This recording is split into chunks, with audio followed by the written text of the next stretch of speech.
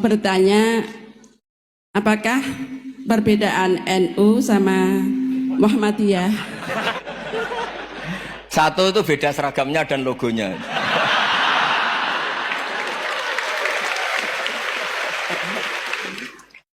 Kedua, nama ketua umumnya. Ketiga, tanggal acara besarnya. Muktamar Muhammadiyah dan NU itu beda. Sudah beda satu abadnya. Tentu dulu Muhammadiyah. Tapi begini ya, perbedaan itu nggak bisa dihindari. Karena tadi ada sudut pandang apa? Ada sudut pandang itu nggak bisa dihindari. Ini cerita yang nyata ya. Saya ulang lagi, senyata-nyatanya. Andaikan betul Rasulullah itu hanya kunut 1-2 kali, maka kalau menurut mazhab Syafi'i, apa salahnya melakukan sunnah terus-menerus meskipun Nabi itu melakukan hanya beberapa kali?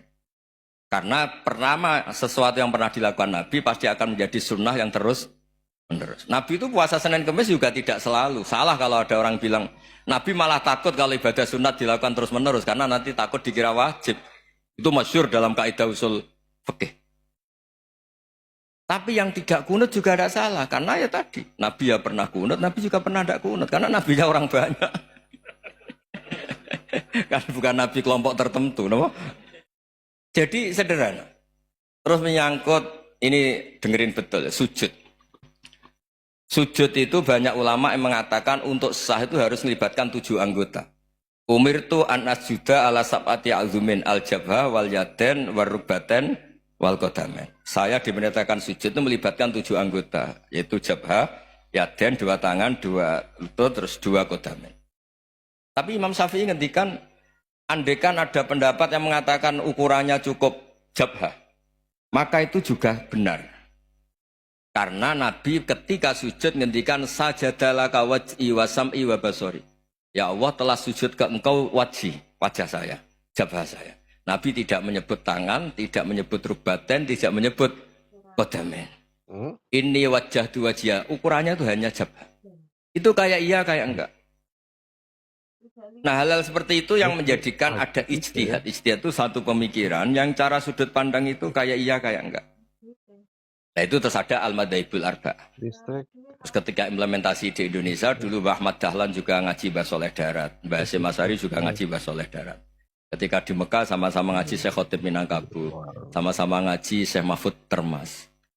Jadi ya kalau di keluarga kita itu ya biasa aja perbedaan-perbedaan itu selama masih ilmiah dianggap biasa aja.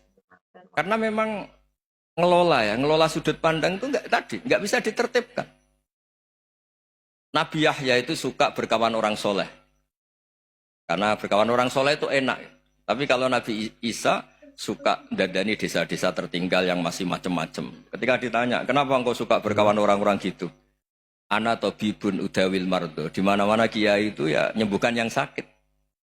Jadi kalau dakwah yang sudah iman tuh akeh tunggali gitu. Tapi dakwah gitu kan tantangan. Itu sudut pandang. Ada nabi itu yang tertawa terus guyon terus. Yang satu murung terus. Ya sama Nabi Isa dan Yahya kan satu angkatan. Mali aroka dohikan fakaan nama tak manumin makrillah. Kamu kok tertawa-tawa terus, seakan-akan nggak ada adab saja. Yang satu tanya, mali aroka abisan kaan nakata kenatumir rahmatillah. Wong kok murung terus, kok donya ora ono rahmat deh. Nah, Anda ini orang hebat. Guyu banter ya iso, nangis banter ya iso. Nah, itu sudah orang kombinasi itu. Isa ya mau, ya mau, Muhammadiyah ya gelem, NU ya gelem. Ya maksudnya sudah biasa aja. Karena tadi konstitusi NU yang mengatakan ibadah harus ikhlas karena Allah, Muhammadiyah juga sama harus ikhlas karena ya sudah, kalau karena Allah sudah selesai kan. Yang menjadi masalah itu kan identitas untuk hadun nafsi, untuk diri sendiri. Kalau kita ikhlas masalahnya apa? Coba masalahnya apa coba? Imam Syafi'i pernah di Masjid Abu Hanifah yang tidak kunut. Beliau enggak kunut. Ketika tanya, lima ada tarok tal kunut, ikroman di hadal madhab. Saya menghormati madhab ini. Jadi ya biasa. Sebaliknya juga sama. Orang-orang Hanafi kalau Imam Syafi'i kunut ya ikut kunut. Karena kalaupun Anda yakin itu tidak disyariatkan, kamu juga yakin itu tidak membatalkan apa? Sholat. Itu yang perlu dicatat. Kalau Anda tidak yakin sunat, kan tidak yakin kalau itu membatalkan sholat. Jadi sebetulnya kalau dianalisis secara keilmuan itu ya semuanya normal. Karena tadi Rasulullah itu al-bahrul muhit, Nabi itu lautan yang luas sekali. Orang akan mengambil air sesuai kapasitas masing-masing dan akan merasakan kualitas air juga sesuai kapasitas masing-masing. Orang yang sangat haus melihat air seteguk ini luar biasa. Tapi yang tidak haus mungkin melihat itu biasa-biasa saja. Jadi makanya saya mohonlah, sudahlah itu biasa saja, apalagi secara sanad ya sama, secara tradisi sama. Ya soal perbedaan tidak harus dengan NU, antara Muhammadiyah juga biasa beda. Mungkin di UI antar rektorat juga beda-beda. Yang satu suka dekat rektor, yang satu suka enggak. Monggo asal itu niatnya ikhlas. Terakhir saya beri cerita, ada sahabat ditanya, "Sifli wajah Rasulillah." Coba tolong saya ceritakan wajahnya Nabi kayak apa. Sahabat itu nangis senangis-nangisnya. Kenapa engkau menangis? Saya itu tidak pernah melihat wajah Rasulullah SAW. Loh kenapa? Engkau kan sahabat. Sungkan. Sebagai bentuk penghormatan saya tidak berani melihat wajahnya. Sebagai bentuk penghormatan pada waktu Nabi, saya tidak berani sowan. Nabi di dalam punya keluarga, punya istri, punya cucu. Kalau saya sowan tuh ganggu.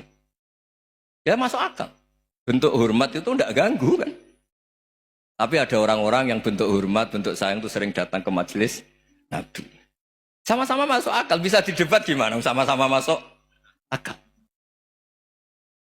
Ya sudah itu ijtihad, maksudnya itu ijtihad, itu sudah sama-sama masuk akal. Abul Hasan Asyadili itu kalau kemana-mana pakai mobil mewah, pakai baju mewah. Ketika ditanya, Anda ini ulama kok pakaiannya mewah, mobilnya mewah? Ben wong ra kepikiran nyangoni ya. Nah, tapi nak kowe tawaduk melas. Terus dibalekno umbalmu sakit. Ngono ra iso mulai kiai ini.